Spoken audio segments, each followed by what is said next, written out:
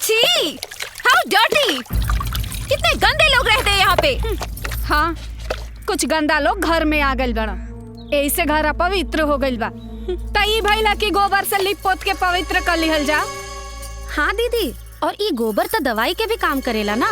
एकर महक से दिमाग के गंदा कीड़ा कुल मर जाला। कितनी घटिया सोच है तुम लोगों की। जानवर का लैट्रिन लेके हाथ से फैला के पूरा गंदा कर रहे हो घर। तुमसे तो बात करने में भी घिन आ रही है, जाहिल कहीं की।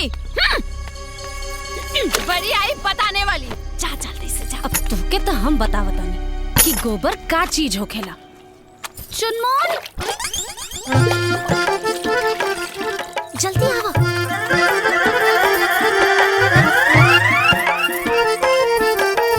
चलो चलो।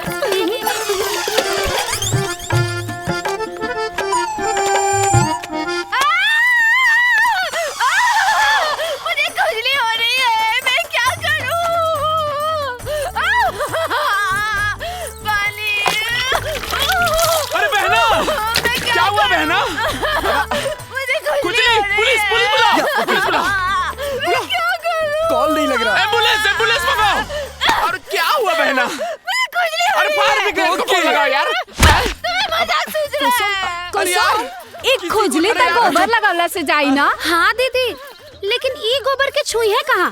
गोबर तो जानवर के लैट्रिन होला, गंदा होखेला ना। अरे यार, बहना नो, बहना नो, बहना नो, बहना टट्टी, बहना टट्टी, जानवर का टट्टी बहना, टट्टी बहना, टट्टी, I mean जानवर का टट्टी बहना।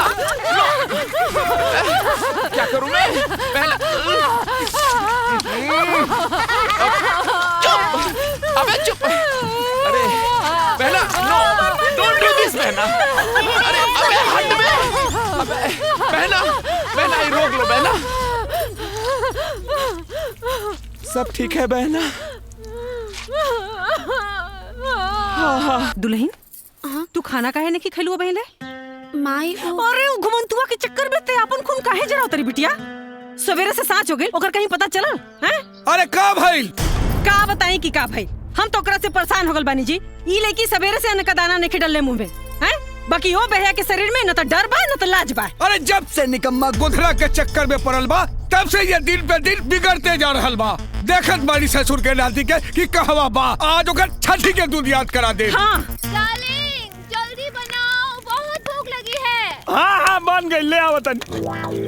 राजा, राजा, राजा, राजा, राजा, राजा, बाबूजी, बाबूजी बहुत गुस्सा में बानी। कहाँ बाबूजी रे? यहाँ अवतरण, यहाँ अवतरण, तू जल्दी भाग, ना तो सब पोल खुल जाए। अरे वहाँ कहाँ जाता रहा? बाबूजी होने से अवतरण, तू ना जा। ए भाई, सब संभाल लिए। हाँ हम संभाल ले। अरे बाप रे। हे भगवान, ये दोस्ती के चक्कर में वो का करे पड़ी। चलो तरकारी बना दी।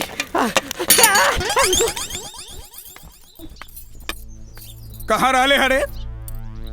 हम तोहरा के खोजत खोजत हरान रहल बाड़ी। बहू कब आइल हई? बाबूजी, अरे ससुर, हम तोहार ब्याह ई खातिर कैली कि तू सुधर जाबे। अरे तू सुधरबे का, उल्टे तू और बिगड़ल जा रहल बाड़े। एक बात कान खोल के सुन ले राजा, अगर तोहरे कारण हमरा बहू के कुछो भइल तो तोहर हाथ गोर तोड़ के घर में बैठा दे। निकम्मा कही के दिमाग खराब करके रख देलस। अरे रमेश के भाई बिना मतलब डांटत रहे। पाँव लगी भौजी। ओ अरे आलू पालक की सब्जी, ई सब्जी तो राजा के बहुत पसंद बा। और लाई ना लेके आई। हाँ हाँ सब्जी सब्जी लाई ना। ली आवा ना, इहो खा ले। हाँ ले आवा। अरे तू यहाँ आके खाना खा रहा, तू यहाँ आके खाना खा रहा बाड़ा है? वहाँ मुंबई वाली भौजी पूरे गांव में खरमंडल नांदे जात रहली है। हाँ हम उनका के बड़ मुश्किल से मना के अब बाहर से दरवाजा में कुंडी लगा के आईनी है। तू जल्दी करा, नहीं तो सगरो खेला गड़बड़ हो जाए। ए भाई, तनी जो न जाके संभाल भाई जो। हम कुछ ना कर सके नहीं, समझ ला। तू जाना तोहार काम जाने। हाँ हमरा के ऐसा लगा था कि तुम्हारी डबल ड्यूटी के चक्कर में एक दिन हमारा टट्टी निकल जाए। जल्दी आओ। ए सुनना, ए गोदन, ए गोदना, ए गोदन। अब अभी ना खैले ही चल गिल देखा।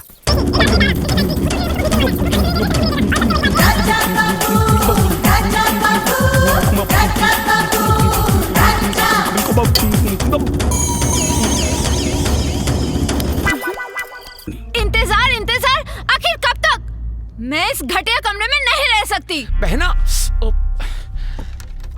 बहना, जब तक पैन कार्ड और टीडीएस सर्टिफिकेट नहीं आ जाता तब तक हमें यहीं रहना पड़ेगा बहना। अकाउंट में एक बार अमाउंट शिफ्ट हो जाए बहना, फिर देखना हम उनसे सौदा करेंगे और कहेंगे राजा बाबू लो और पैसे हमें दे दो। फिर देखना बहना, जिंदगी भर ऐश करोगी बहना, ऐश ही ऐश। खूब मन लगा के पढ़ जा। हाँ? हेलो जीजू। हेलो। ए घुघरू, एगो बोरा बिछा दा। बहू जी बाबूजी। ये कुकरन के भी खाना देना। जी। हेलो, आई एम नॉट कुकुर, I am lucky and he is Jackie. Yes. हमने क्या खास मेहमान के कुकुरे कहा जाला। Okay, Very then nice. I am lucky कुकुर, ही इज जैकी Yeah. कुकुर। बैठ कुकुर। Okay thank you. ओके। हाँ, बहुत जोरों की भूख लगी है, जल्दी से मुझे खाना दो। हमनी के यहाँ आदमी का खाना खैला के बाद औरत खाना खाली सब पहले ना। What rubbish! भूख किसी का इंतजार नहीं करती। ए लड़की, Excuse me, मैं लड़की नहीं, आपकी बहू हूँ। जोर जबरदस्ती रिश्ता जोड़ने की कोशिश मत करा। हाँ। मेहमान बारू तब मेहमान बन के रह।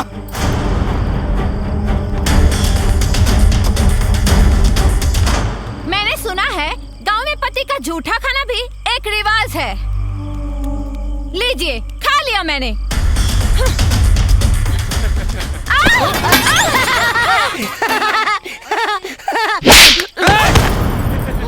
मेहमान बारू देख कर बतबी ना कि तू जोर बदतमीजी करबू वहाँ बर्दाश्त कर ले। ए बहू, जी बाबूजी। कल से ये लोग के खाना ना बनी। ये लोग अपन खाना खुद बनाई और खुद खाई और साथ में ई होकलिए के साथ खाई। निकम्मा कहीं की। हाँ हाँ, बना लेंगे। हाँ। जैकी, चलो कल से अपना हाथ जगन्नाथ।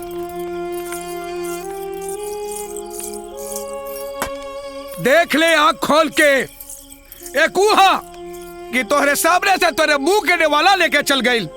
एगो हमार बहू है, चुहा पर नेवाला तोहरे सामने रख गई। का अब चोर कहीं का खा रे बाबू का। ए चुनमुन के माई कहाँ बाड़ू हो?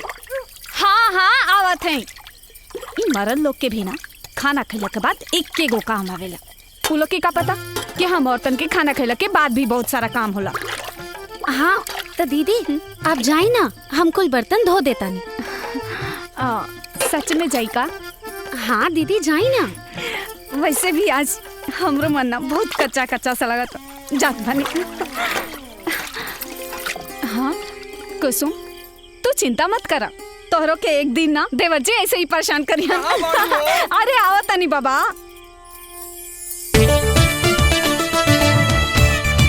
टूट जाही खटिया का करब संगतिया। दरर दरर दरर। ए गोदान, हाँ? चल तनी बार काट देता। बार काट दा। देखा राजा, ऐसे काम ना चली भाई। अरे हम काम करे नहीं भाई, बाबू माने ला ना बिन पाई के। अभी पिछला उधारी 317 रुपए तू देला ना, और फिर कहा तेरा बार बनावे के पहले पैसा था बस। अरे यार हम तो उधारी सब दे। अरे ना ना राजा बाबू, हमरा के गोली मत दा। अभी मत कहिया कि हम करोड़पति जीत के आई तो तुहार पूरा पैसा दे दे। पहले पैसा बस। अरे यार तू हमार दोस्त हवे ना। वो सब हम कुछ नहीं के जानत। पहले दाम ओकरा बाद तो हर काम, बुझला? हाँ। ना बनबे ना ना बनबे ना ना ना। हाँ हाँ निकाला निकाला, पैसा निकाला। हाँ? हाँ? इस रूट की सभी लाइनें व्यस्त हैं, कृपया थोड़ी देर बाद डायल करें। ना बनबे। ना ना ना।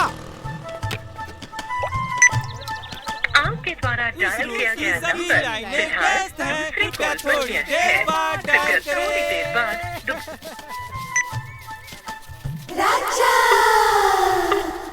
अरे गोदन, तोरा के राजा के बार बना देवे के चाहिए यार। अरे भैया पैसा मिले तो सब कुछ बना दे।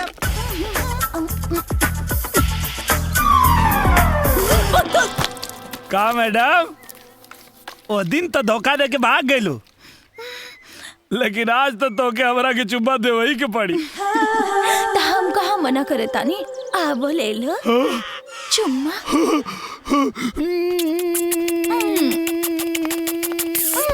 तनिक रुको डार्लिंग, एक का करा तारा? इतना सुंदर सुशील लड़की के भरे बाजार में चुम्मा ले बा? तो अगर हम तो के सुनसान जगह पे एक गो चुम्मा की जगह 4 गो चुम्मा देते। अरे तब तो बहुत मजा आ जाए। तो चला चला गाड़ी में बैठे। चलो चलो।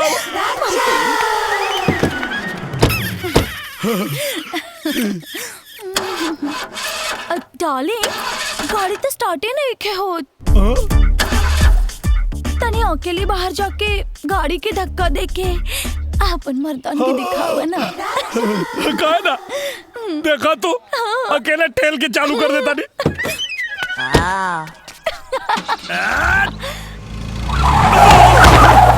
By bye darling, next time 4 go चुम्मा ना 8 गो चुम्मा ले लिहा।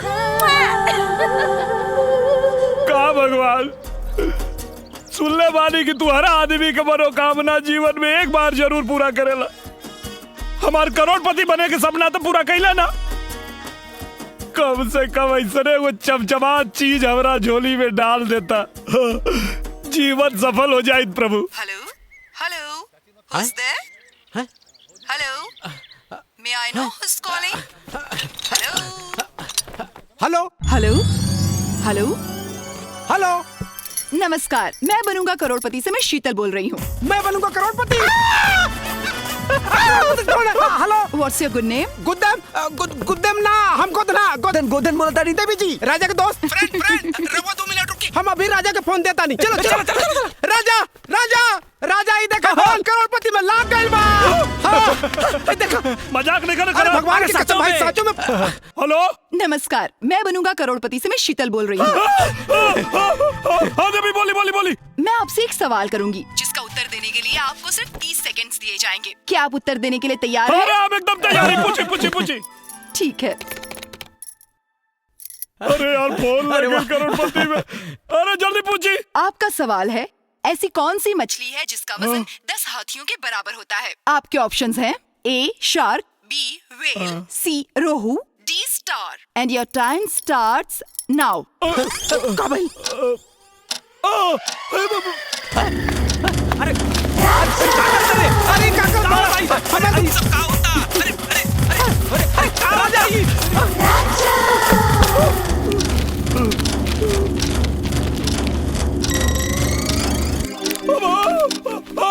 वेल मछली। आपका जवाब बिल्कुल सही है।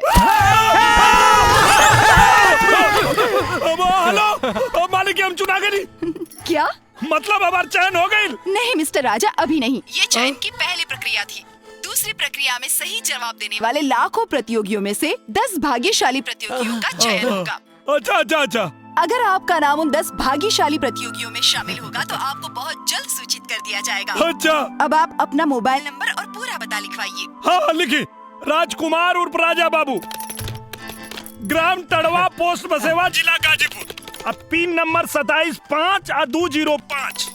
हाँ तो मिस्टर राजा, आपका मोबाइल नंबर यहाँ दर्ज हो चुका है। अगर इसके अलावा और कोई भी नंबर है तो आप बता दीजिए। हाँ लिखी। 97 सूत के 98 उठ के मतलब 97 087 98 088। जी धन्यवाद मिस्टर राजकुमार जी। एक बात बताई देवी जी। क्या? आपके आवाज बहुत मीठ बा। बहुत बहुत धन्यवाद मिस्टर राजकुमार जी। मैं बनूंगा करोड़पति की ओर से आपको बहुत बहुत शुभकामनाएं। आपका भविष्य उज्जवल हो। ओके बाय। Thank you.